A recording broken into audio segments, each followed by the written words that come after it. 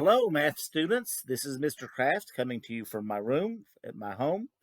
What I want to talk about briefly today is division with decimals. If you can do long division with whole numbers, you can do division with decimals. Now, if you're dividing something like, say, 150 and you divide it by 5. You say, will 5 go into 1? The answer is no. Will 5 go into 15? Yes. 5 times 3 is 15. You can't leave that out. You drop the 0. 0 times 5 is 0. So your answer is 30. Now, if I had been dividing 150 by something that doesn't go into it, like 7, then I would have had 2 times 7 is 14. 7 goes into 10 once, and I'd have a remainder of 3. So this is the main place, or the main way, in which division by decimals or division with decimals is different. You never have a remainder. And I'll explain to you what I mean. So the first situation, suppose I had 1.5 divided by 5. Well, I wouldn't, since there's no decimal outside in the divisor, and let's just refresh our memories, the stuff inside the bracket is called the dividend, and the thing outside is called the divisor, just so you remember. Okay, so when there's this is no decimal in divisor. It's easy enough. You bring the decimal inside up, and in that case, you would put a 0, since 5 won't go into 1. 5 times 3 is 15. Boom, your answer is 0.3. Now, you could have something like this. You could have 15.3 divided by 5. You still bring the decimal straight up. In this case, you don't have a 0, you have a 3, because 3 times 5 is 15. Drop the 3. 5 will not go into 3, so I say 0, add a 0. 5 will go into 30. 5 times 6 is 30. So 3.06 is the answer. You are going until either no remainder or until you round. And if you've seen my videos about changing fractions to decimals rather, you might have some idea of where I'm going with this. So if I had 1.5 divided by, say, 7, well, I'd bring the decimal up. 7 times 2 is 14. 7 goes into itself, into 10 rather, once.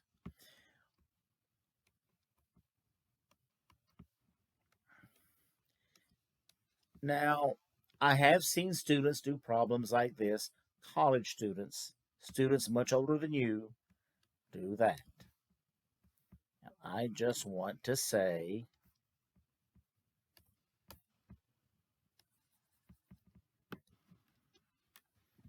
that it is wrong, wrong, wrong.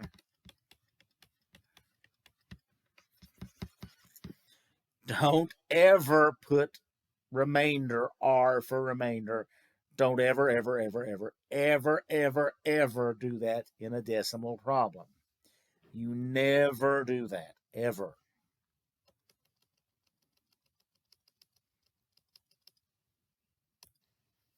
What you do is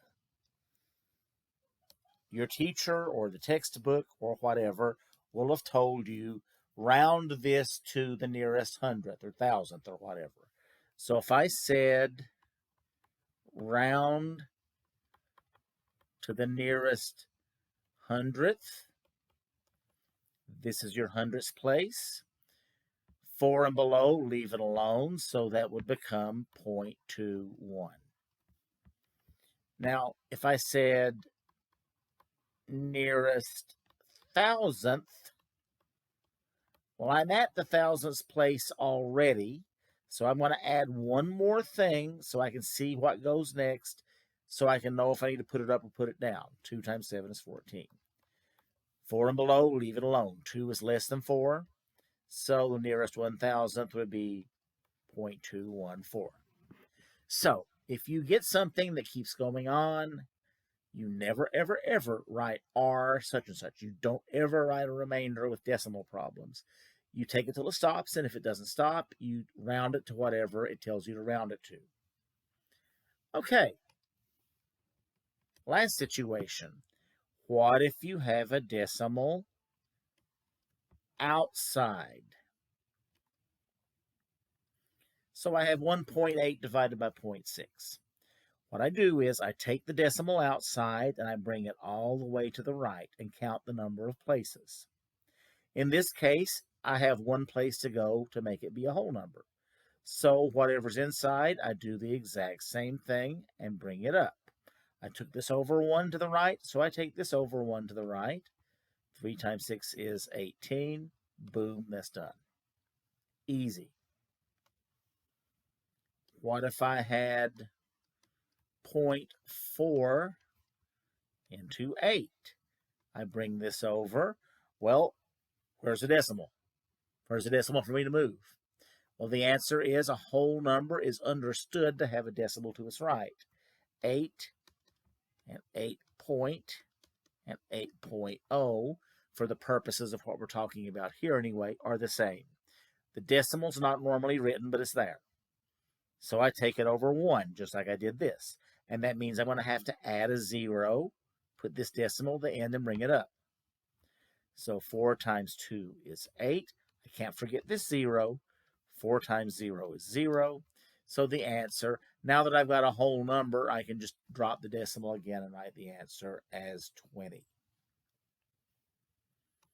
And the same thing goes for whatever. If I had 0.007 into 3.5, in this case, 1, 2, 3 places.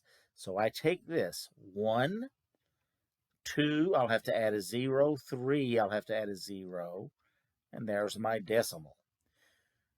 So now 7 won't go into 3, but it will go into 35. 7 times 5 is 35. And you must drop all the zeros. 0 times 7 is 0. Drop the 0. 0 times 7 is 0. So the answer is 500. That would be the answer. Okay, so dividing with decimals is just a matter of remembering when you have to move the decimal and when you don't. And you only move the decimal if you've got 1 outside. If it's inside, you just bring it straight up. Okay, I think that will do for now. I'll talk to you later. Goodbye.